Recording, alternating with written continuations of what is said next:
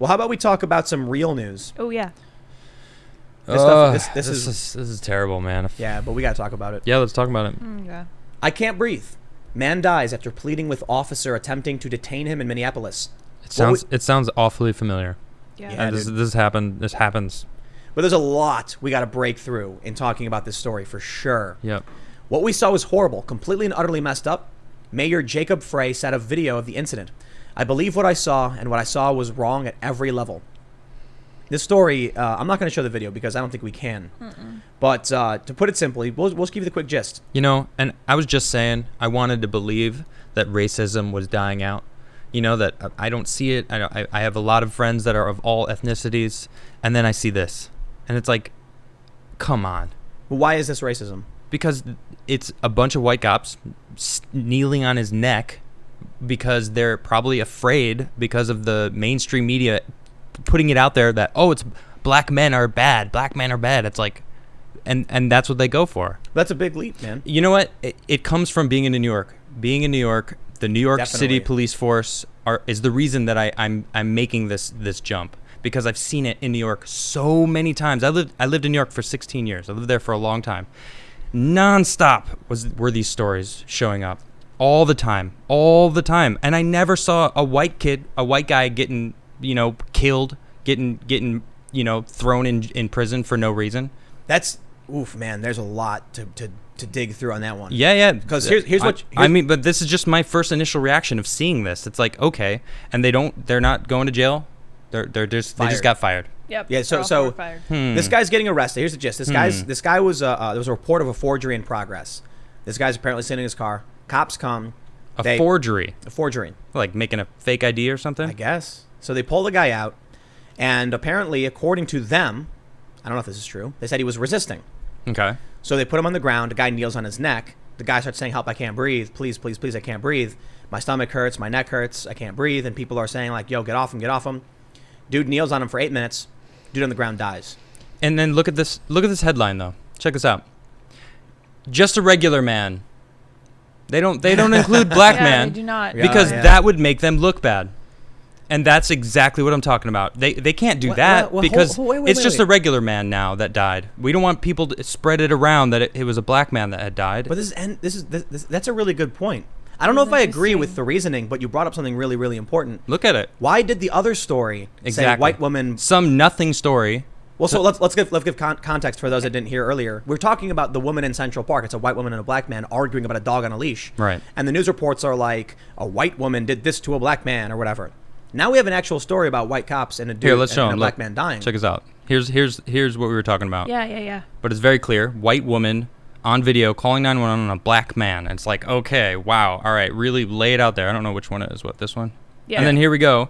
The man actually dies, but they're trying to omit that he was black because that would make it more obvious that, I mean, they're obviously trying to hide that now. I think they're trying to downplay it. Yeah. Like, whoa, the cops got fired. It was just a man that died. Men die all the time. It's a regular thing. Yeah. And they're trying to avoid it. And so let's go back to the New York thing, because this is important for a lot of people who don't live in New York. New York is racist. Absolutely. Riggedy racist, bro. Let me tell you, man, that the New York Bloomberg is on camera recorded where he was like, I'm not even going to repeat what the dude said. He was like, well, we have to send the police here because those are the people who do it. And it's obviously these people. And it's like, yeah, it was about stop and frisk. Right. And basically he was pinpointing a certain minority group. Man. You know what I can't stand? Openly and admittingly. Terrible. The woke SJW stuff are people who can't see past race. The Michael Bloomberg stop and frisk stuff are the people who can't see past race. Yep, that's true. Both of them just make everything worse. Yep. Yeah. You're trying to actually address these problems. So, but it's an older generation, and that's kind of what I was alluding to before. It is dying out. It is a dying breed in this world. No, the SJWs are on the rise. All of this talk of race and everything has been exploding by several orders of magnitude. No. It's because they're all using the internet now. So they all have a voice, and they're screaming at the top of their lungs on the internet. It's because they all have access.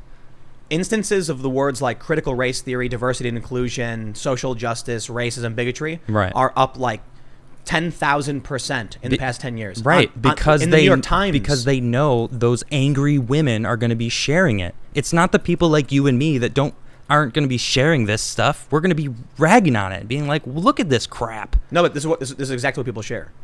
So there was at one point a top rank. That's my point. 400 global top site that only did police brutality. Right. And because they wanted the clicks. Right, because people do share it. They go, oh, look at this, oh, look at this. And so this is what I wanted to get to, right? The way I see it is, I'm not going to play the racism game. In this instance, it's an individual. And if we approach all of these stories from the perspective of an individual who had basically like every single one of their God-given rights violated in this regard, even if you're a criminal, man, like to have someone just reckless disregard for your health, pinning you down so you can't breathe. Like, first, let me say, if you're gonna take somebody into custody, you are now responsible for their well-being. 100%. If you put them in a car and you take them for a nickel ride is? I've heard of it. I don't know. They throw people in the back of wagons or cars with no seatbelt and then shake the car around. That's called the nickel ride. Okay. And so that was actually what happened in Baltimore. They think maybe what happened in Baltimore. I'm sure there's been updates, and it killed the guy. He slid forward, hit his head, busted his neck or something.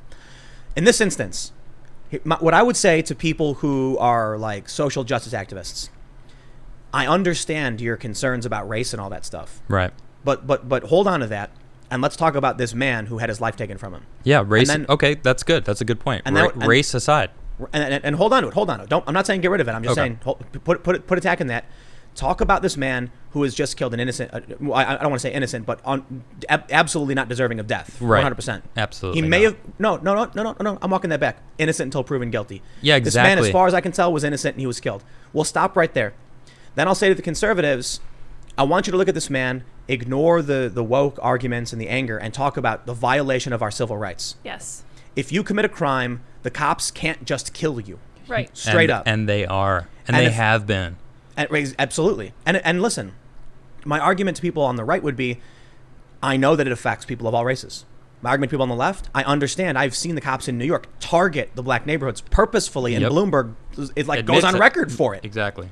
So what we need to do is make sure that every single individual has their civil liberties guarded, protected, the Constitution is upheld, because that you target the roots, the grassroots of these. And then as you move up, things improve. So the easiest way to explain it to everybody is like, listen, man, if you have 10 people and there are 10 people who are innocent and killed, or like it maybe in the process of a crime, never proven guilty, and the cop did something and killed him. Right. Let's say 8 of them are black, and one's Latino and one's white. Okay. And so if we just focus on each individual in each instance and you rectify those injustices and hold those people accountable, you will disproportionately help the people, the oppressed minorities, but you will also make sure you won't ignore the injustices that target other races as well.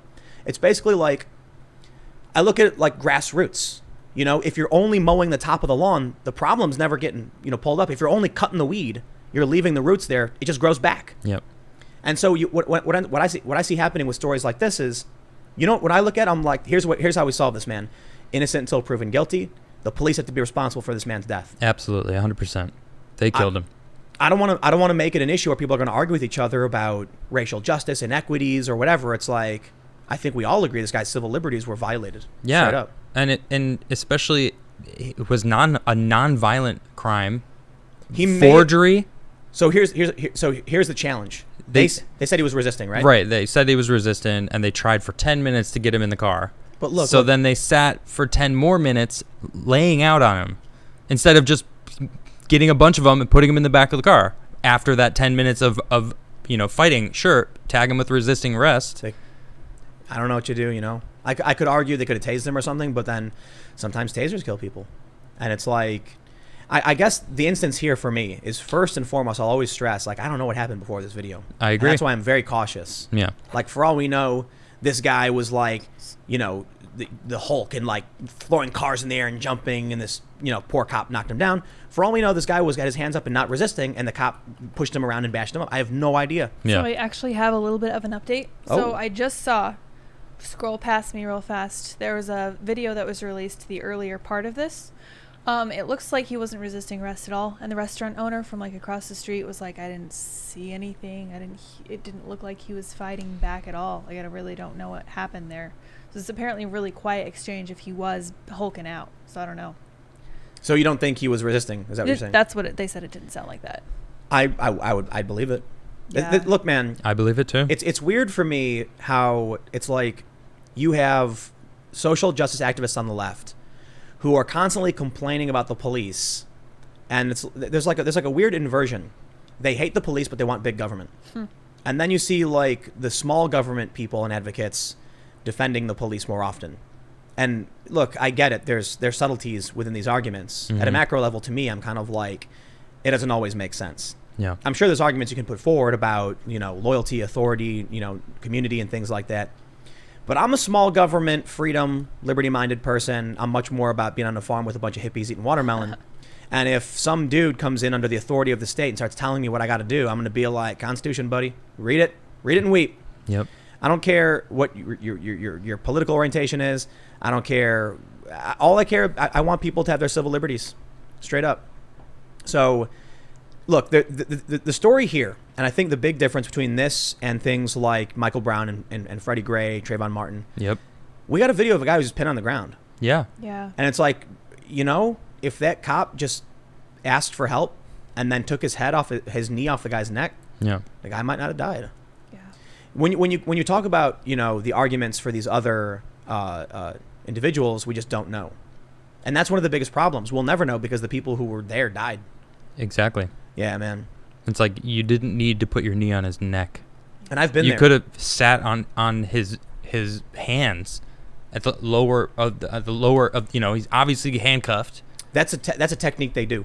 Yeah. Knee on the neck. Well, So I've had it obviously kills people, so they should not make that a technique that they maybe, use. Yeah. like you ever see the Eric Garner video? Yeah. The dude was selling cigarettes, so the guy comes up and puts him in a chokehold Terrible. or whatever. Yeah.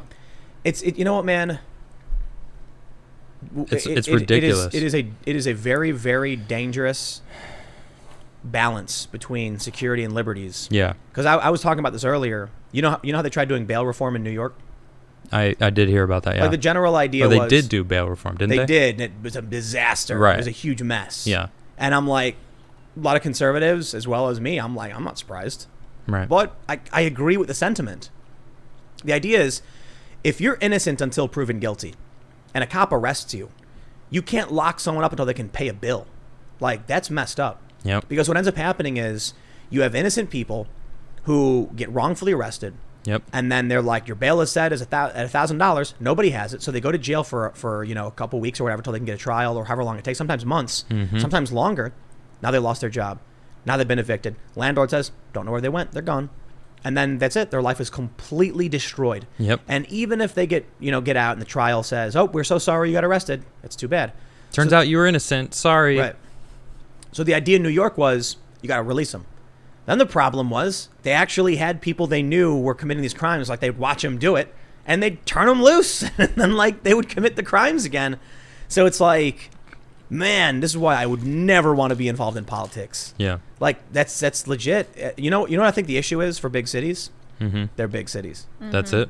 Because think about what life would be like if you lived in the middle of nowhere and you had your Second Amendment rights and the police department was erring on the side of freedom. So they were like, if you get caught committing a crime, you're innocent until proven guilty, we're going to let you go. Then the neighbors would be like, all right, but I'm strapped at home, so if you try to mess with my property or come and mess with my family, we're going to defend ourselves. Yeah. Then people have the ability to protect themselves. The problem with New York is you don't. So when these criminals get released and then go rob people again, it's just like, I guess I'll just stand here and have this criminal wreak havoc. You can't have this combination of things where you say, we're going to pull the liberty of the criminals, but restrict the liberty of the private citizens to protect themselves. That's the big problem. Man, look at this. It even says right here, video of the incident shows that a white Minneapolis police officer had a black man pinned to the ground with his knee. So they switch it on you. They're like, all right, well, now we'll give you the facts. Now we're going to give you the nitty gritty of this. Man. And it says the man looked like already dead before an ambulance got there. So it's like, he even said in the video, like, I can't breathe. I can't breathe. So light up on his neck a little bit. Like, what are you doing wrong? I can't believe they just got fired and that's it. Cops need to be held accountable if they're going to kill people. I think cops should be held. It's murder. That's it. Cops should be held to a higher standard. Even better. I do. Absolutely. They need to be held to a higher standard. For Exactly. 2 reasons. They have the authority of the state, which arms them. And that is not a license to kill. No, absolutely not. Right. And that's how they act. Yeah. So well, there's a couple of reasons why I think they should be held to a higher standard. First and foremost, in many of these jurisdictions, I do not like the idea that the government has granted the authority to bear arms and the people aren't. That to me is shockingly insane. Indeed. Like we're gonna the only people who are allowed to be armed are like agents of the state or whatever. Nah, I'm not all about that. Mm-hmm.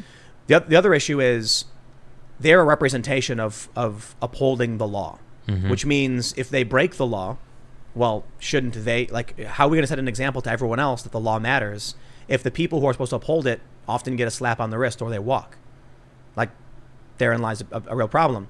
I do recognize the challenge, right? One of the big challenges is that you have cops who know that their job is dangerous and are tasked with going and doing dangerous things. And so they might panic or be scared. But I was talking to this NYPD detective, and he was like, man, the most dangerous thing in the world is a scared person holding a gun. Like, obviously, it's an exaggeration. The most dangerous person in the world is probably Kim Jong-un scared and put his finger over the nuke button, but you get the point. So he was like... It's just a really, really big gun that does a lot of devastating damage. It's the same thing, though. If you've got cops who are not trained properly, not, mentally prepared for this, and they're scared, like, don't put a gun in their hand. You know what I mean? That's true. Like, people got to... Like, it's funny to me that there are... I would actually be willing to bet that... and I think this might maybe why 2A is so strong in conservative communities. I'd be willing to bet the average conservative in a rural district is better trained with a firearm than your average NYPD cop. Probably. Like, remember that story about the NYPD cops firing randomly and like hitting, what are they, like a bunch of innocent people, like 8 people or something? Oh my gosh. Right. What training. That's what you get in these cities, man. Yeah. Because they're not run properly. They have a mishmash of policy. These things don't make sense. Thanks for checking out this clip from the Timcast IRL podcast. We do the show live Monday through Friday at 8 p.m. If you want to catch the full show, tune in to this channel, subscribe, hit the like button, or check us out on iTunes and Spotify, and we will soon have this podcast up for free on all podcast platforms. Thanks for hanging out, and we'll see you all in the next episode.